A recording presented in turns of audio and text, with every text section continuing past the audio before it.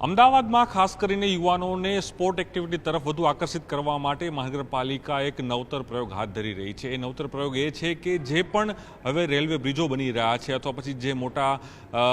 બ્રિજો બની રહ્યા છે ઓવરબ્રિજો, તેની નીચે પણ હવે કોઈ એક્ટિવિટી થાય, એમાં ખાસ કરીને સ્પોર્ટ એક્ટિવિટી, એમાં પણ ઇન્ડોર એક્ટિવિટી થાય તે પ્રકારનું આયોજન મહાનગરપાલિકા કરી રહી છે। તે અંતર્ગત જ આવતીકાલે દેશના ગૃહમંત્રી અમિત શાહ જે છે જે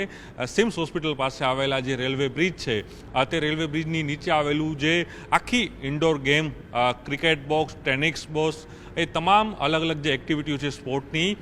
તેનું લોકાર્પણ કરશે। અને આપ જોઈ પણ શકો છો કે કઈ રીતે આખી એક વ્યવસ્થા ઊભી કરી છે, કારણ કે જે આ બ્રિજો હોય છે, આ બ્રિજ નીચે રહેલા જે પાર્કિંગ કદાચ ગેરકાયદેસર દબાણો થતા, પરંતુ તેને દૂર કરીને ત્યાં જ લોકો અને યુવાનો ખાસ કરીને સ્પોર્ટ એક્ટિવિટી તરફ આગળ આવે, આકર્ષિત થાય તે પ્રકારનો પ્રયાસ મહાનગરપાલિકા કરી છે। તેને લઈને પીપીપી ધોરણે આખા આ પ્રકારના જે સ્પોર્ટ એક્ટિવિટી છે તેને ડેવલપ કરવામાં આવી રહ્યા છે। અને તેને લઈને જ આવતીકાલે દેશના ગૃહમંત્રી અમિત શાહ છે તે આખું આ જે સ્પોર્ટ એક્ટિવિટી જે સેન્ટર છે, જે સિમ્સ હોસ્પિટલ પાસે આવેલું જે રેલવે બ્રિજ છે તે નીચે તૈયાર થયેલું છે, તેની અંદર